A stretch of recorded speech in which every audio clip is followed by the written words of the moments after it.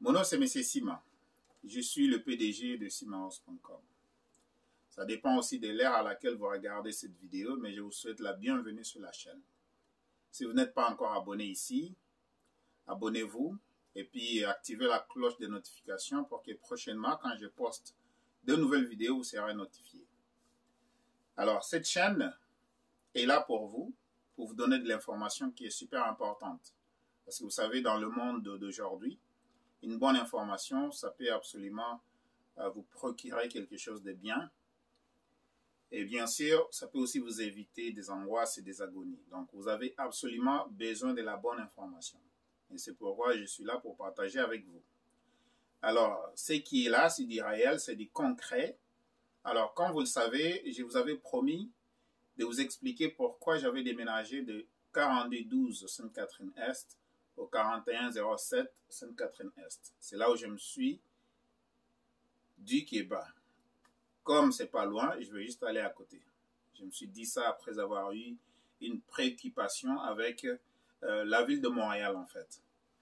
Alors, qu'est-ce qui est arrivé? Le 28 janvier 2022, mon épouse décède subitement ici à Montréal, chez nous à la maison. J'étais absolument en dehors du Canada. Alors, je suis venu rapidement. Je me suis quand même dit que malgré que le malheur a frappé, et comme on dit toujours que le malheur ne vient jamais seul, voilà 4 jours après l'enterrement de mon épouse, il y a l'inspecteur de la ville de Montréal qui m'appelle. Alors, il dit, écoutez, on doit se voir. On doit se voir et puis c'est à propos de quoi? Non, c'est à propos du bâtiment du 4212 Sainte-Catherine-Est, là où se trouvent mes activités. Je peux dire là où se trouvaient mes activités parce que les activités ne sont plus là. Alors, l'inspecteur me dit qu'écoute, depuis 2014, on suivait l'ancien propriétaire du bâtiment pour qu'il puisse nous fournir ce qu'on appelle un rapport de conformité. Alors, le rapport est dû et comme toi, c'est le nouveau propriétaire, tu dois nous le soumettre et on te donne 1 semaine pour le faire. Alors, je me suis dit, écoutez, ça fait juste quand même pas beaucoup, c'est juste quelques jours, je viens de faire l'enterrement. Est-ce que vous pouvez me donner un peu de temps pour que je démêle tout ça? Et c'est quoi le rapport de conformité? Alors, écoutez très très bien mes chers amis. Le bâtiment, je l'ai acquis en 2019. Okay? Je l'ai acquis en 2019 après avoir été locataire dans le bâtiment pendant 9 ans. Si j'ajoute 3 ans d'acquisition du bâtiment, ça va faire absolument 12 ans que j'étais dans le bâtiment. Alors, le bâtiment, je l'avais acquis directement du propriétaire, donc de l'ancien propriétaire, c'est celui qui m'avait financé. Comme je vous dis toujours que lorsque vous voulez acheter de l'immobilier, ce n'est pas nécessairement la banque qui peut vous financer. Il y a des financements bancaires, il y a aussi des financements des individus, donc les propriétaires eux-mêmes. C'est comme ça que j'avais acquis le bâtiment en 2019. Alors, qu'est-ce qui arrive avec ce rapport de conformité? Je dois trouver un ingénieur, moi-même, étant donné que la ville ne peut pas vous fournir un ingénieur parce que la ville est absolument impartiale. Alors, l'ingénieur que tu dois trouver doit être affilié à l'OIQ, l'Ordre des ingénieurs du Québec. C'est super important. Alors, une fois que vous avez trouvé un ingénieur qui doit nous fournir ses rapports de conformité après avoir inspecté le bâtiment, donc l'inspection générale. Alors, il s'avère que le mur latéral gauche du bâtiment au 4212 Sainte-Catherine-Est a un problème. Et le problème ne se limite pas seulement là, mais il y a aussi la teneur disons du sable, le ciment qui relie. Donc, ça c'est une brique, ça c'est l'autre brique. Au milieu, Ça, c'est au milieu, là, on met ce qu'on appelle du ciment. Alors, au milieu de 2 briques, la teneur du ciment était déjà presque finie. Ce qui fait que les briques, d'un moment à l'autre, pouvaient commencer à tomber. Alors, il fallait faire l'évacuation. Avec l'ordre de la ville, on vous dit, vous devez évacuer. Alors, c'est comme ça qu'on avait évacué le bâtiment. En évacuant le bâtiment, il fallait maintenant trouver des maçons. Alors, les maçons, on a essayé, bon, on les appelle des briquetteurs, bon, c'est des termes dans la maçonnerie, et on a fait des soumissions. Il y avait l'escalier en arrière qu'il fallait aussi sécuriser, le brique en avant qu'il fallait refaire, le brique du mur à côté qu'il fallait aussi refaire. Mais mes chers amis, ce n'était pas donné. Les factures qui venaient, c'était à peu près le moins cher, c'était 84 000 $. Donc, la facture la moins chère, c'était 84 000 $. Alors, qu'est-ce que j'avais fait? J'avais tout simplement décidé de ne pas mettre 84 000 $ pour rénover un bâtiment. Je me suis dit, ben, je peux prendre les 80 000 $ et acheter encore peut-être 2 ou 3 propriétés avec ça, en donnant des mises de fonds soit de 20 000, 25 000. Si je donnais des mises de fonds de 25 000, je serais au moins à 75 000 pour 3 bâtiments. Et si je donnais des mises de fonds de 20 000, je serais au moins capable d'acheter 3 maisons à 400 000, 400 000, 400 000, donc 1 200 000. Je répète, c'est la mathématique. 80 000 $ pour mettre dans un bâtiment pour la rénovation, surtout un ancien bâtiment de 1929, donc ça ne valait pas la peine. Alors je me suis dit, étant donné que je peux acheter 3 autres bâtiments à 400 000 $ chaque, pas nécessairement à Montréal, ça peut être aux alentours de Montréal, Shawinigan, Trois-Rivières, Québec, Lévis, aux alentours de Montréal. Même dans le banlieue de Montréal, on peut trouver aussi des maisons à 400 000.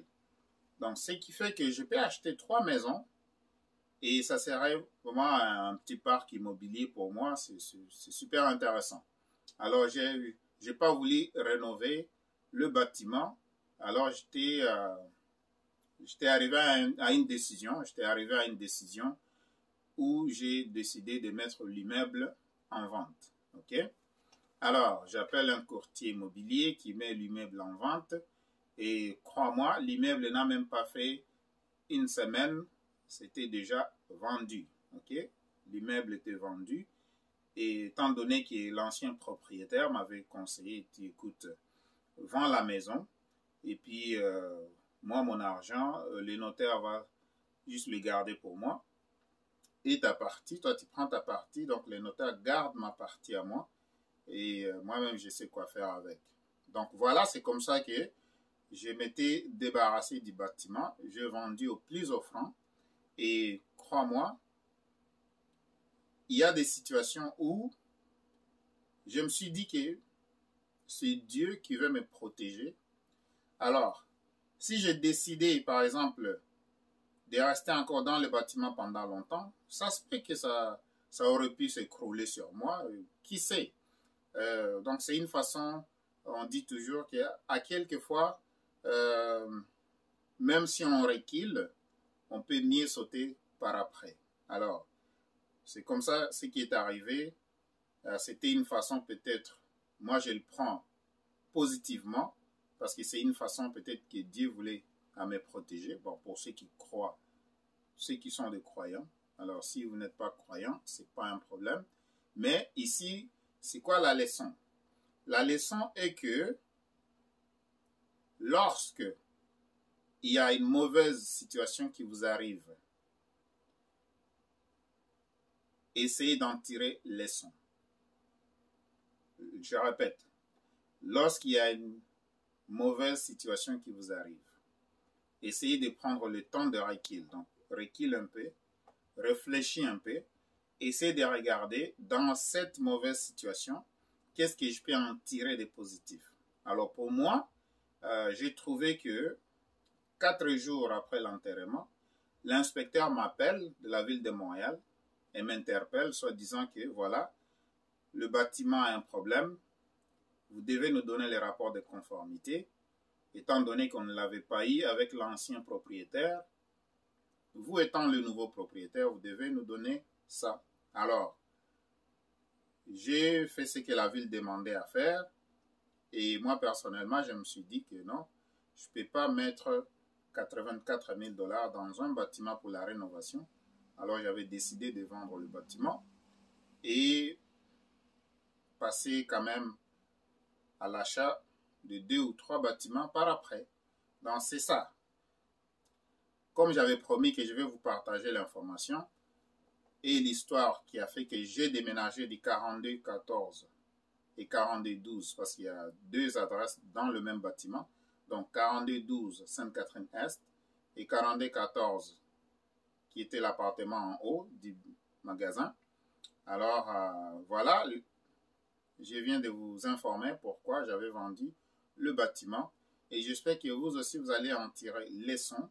Et c'est pour dire que aux alentours de vous ou bien là où vous vous trouvez, si vous avez une mauvaise situation qui vous arrive, juste essayez de reculer un peu, réfléchir, essayez de regarder quel est le côté positif de cette mauvaise situation-là.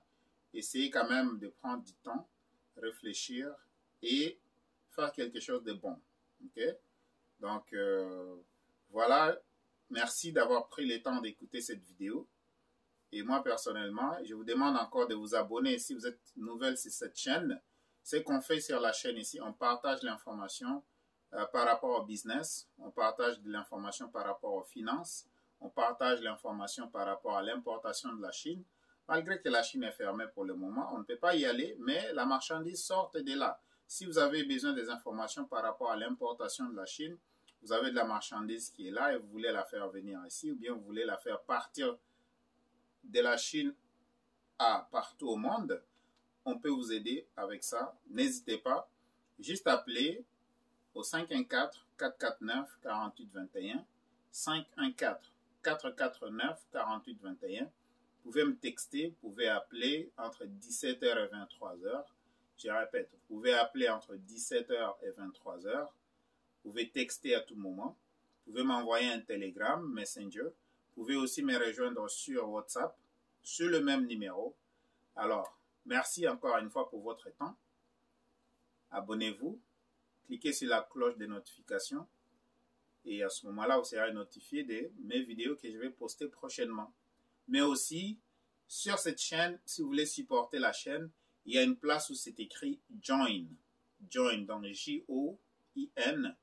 Vous pouvez, c'est ce que vous vous abonnez, vous êtes comme abonné, mais si vous voulez devenir membre pour supporter la chaîne avec 1, 3 $, 5 $, comme vous voulez, il y a un lien ou bien un bouton qui s'appelle Join. Vous pouvez faire ça si vous trouvez que l'information que je vous donne ici est super intéressante.